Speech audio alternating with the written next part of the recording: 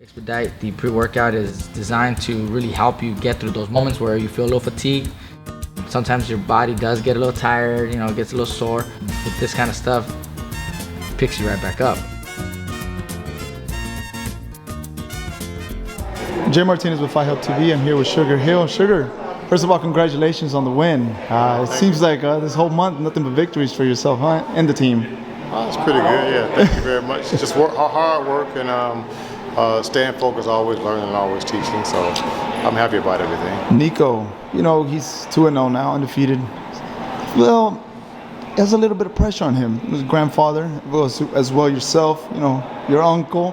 So it's a little bit of pressure on yourself, but it seems like you're controlling that perfectly fine. Yeah, that's because there's no pressure.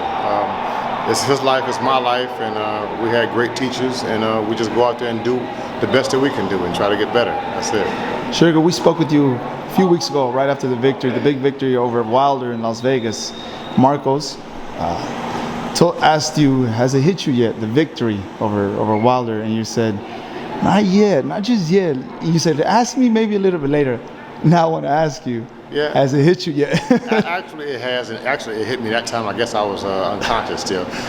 It hit me when Wilder hit the floor, and the referee called the fight off because it was a great fight. Deontay was always in the fight because he has the equalizer, that right hand, and it was just such a great and exciting fight that the adrenaline just rushing, and I love knockouts. Mm-hmm. I like quick ones. I like the ones in the late rounds too. If it's a tough fight, as the fighters in that fight, I'm in the corner. I'm fighting. I feel like I'm in that fight. So sometimes you got to have those tough fights, and for me, I love it. I live for the excitement of big time boxing. You said you're looking for the knockouts. Obviously, Tyson Fury said one of the reasons why he has you in your corner is because of the knockout. He wanted to knock out Wilder. Obviously, he did. Was that the game plan all along to make sure, hey, we got to get him out real quick, knowing that Wilder's power is, it's indestructible, right? Is that the game plan for Wilder or for everybody? For everybody, knock him out quick. For everybody. That's the only thing I want to do is just train fighters to get knockouts. That's it. And that's just how I was bred. That's what Emmanuel taught me, and what he instilled in me was the knockouts. So that's what I'm about. Knockouts. Sugar Hill is about knockouts. That's it. Let's go back to the fight once again. Just such a big fight. I still get chills about it. When Wilder went down, then Fury went down, then Wilder once again went down into the fight. What emotions ran through you? What were you thinking throughout each round? Through each round, I'm just like, continue to do what you're doing. In the fourth round, Tyson, he was attacking, but he was square, and he got caught with a flush right hand. So my only thing was just keep your angle and walk in with the jab instead of just walking in. And those adjustments were made, and that was the best round and the best chance that Wilder actually had to win with the fight was that round, in the fourth round. After that, it was just all Tyson Fury. It was just landing the right punch, setting things up, and a lot of things that we worked on in this camp that was different from the first camp that we had together was the mid-range punching. So nobody really. I guess probably really saw that, but a lot of the knockouts were mid-range punches. They were double right hand, right uppercut, short hooks, and things like that. And with Tyson Fury's balance and the technique that he's learning, he's able to deliver knockouts. And also his movement, staying away from the right as best as possible. You can see his movement. His head was going more, leaning away from that right because obviously it's a powerful right. Sugar, have you talked to Fury recently? I know he's enjoying his time off, which he incredibly deserves right now. Have you talked to him recently? Yeah, we always talk. So we was talking and texting today, and just sent old pictures of us. A picture when we were in Markham one time. We went out to dinner. He sent that picture of all me and the boys, me and Andy, Isaac, Bob is Isaac's cousin. Just some of the fellas just going out getting something to eat. Just pictures like that. It's pictures of him with the family. The kids, a picture of him and the kids because they miss him so much. So it's important for him to be home and spending that time at home with the kids. And he's happy. He had a long training camp. Been waiting 20 months to fight. He wanted to show, he wanted to show what he'd been learning and how much of a better fighter that he is and what he can really do and how he can really light up this boxing and heavyweight division. Sugar, I know it's a little bit premature right now, but have y'all talked about what in the near future could be for Fury? Nope. None at all. It's not in our hands. It's just me and Tyson feel the same way. It's whoever the promotional team puts together for him to fight. Whoever the best boxers are out there in the world, those are the guys that he wants to fight. Simple as that. In the horizon, you know, there's mentioned Whyte, Alexander Usyk, possibly even Anthony Joshua. Any of them. Any of them. Anyone that you would like to take next? In any order? Doesn't matter. Doesn't matter. I'm training for the same thing, knockouts.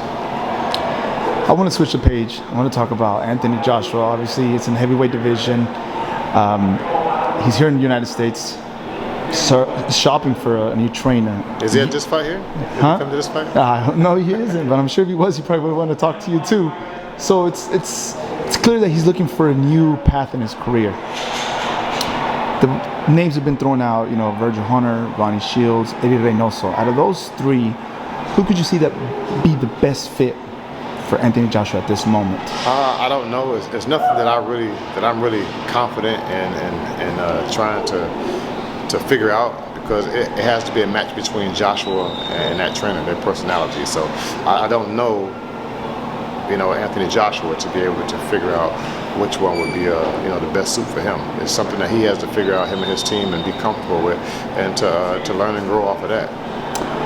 Let's just say, hypothetically speaking, whoever trainer he chooses, would it be important, would it be smart to jump into a fight versus Usyk, a rematch, or possibly a tune-up fight to build that chemistry with the new trainer? He has to jump into that fight with Usyk. The plan's already been laid out. He's done it once before with Andy Ruiz. So this is just another step for Anthony Joshua, something that he overcame last time, and something that he can overcome again this time. Also, I want to talk to you. November is full of fights. There's two fights I want to talk to you. First about Canelo, Caleb Plant. The unified division, Canelo's... I'm a fan. I just want to see it. Yeah, I'm sure everybody wants to tune up. Break that fight down for us real quick. For Canelo and Caleb Plant. For me, Caleb is an excellent boxer. And you know, and Canelo has proven to be an excellent boxer as well. So I just believe that fight just boils down to the stronger fighter and who sticks to the game plan. Yeah, you have to fight strong. Boxing is a physical sport, and you have to be physical. So whichever fighter is probably the most physical is probably the fighter that I feel is going to have the best chance at winning that fight.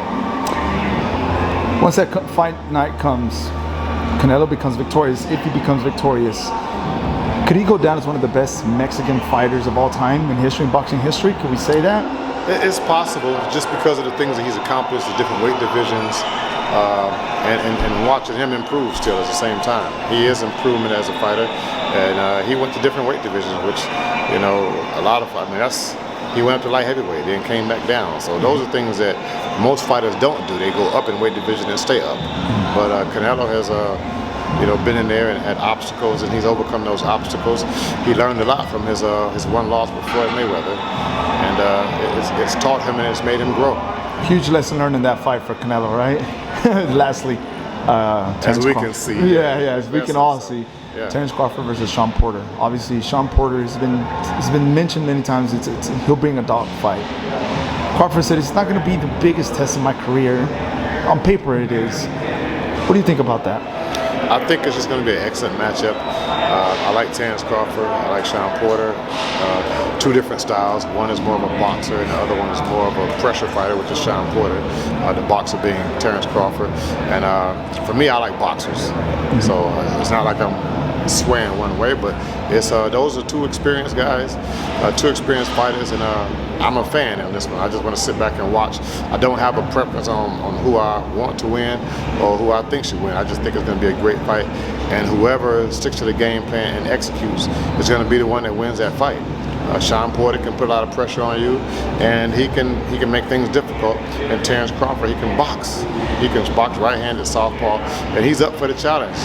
Both of those fighters are both exciting fighters, and I'm just a fan, and I want to just sit back and watch it.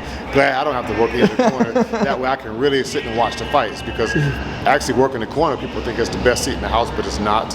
You got the corner pads, turnbuckles, cameraman. You got a lot of things in the way that you really can't see the fight like everyone else can. So me being on the outside for this one would be great. Sugar, thank you so much for your time. I appreciate it. And once again, congratulations on the big win tonight. Thank you so very much. Sugar. Thank you.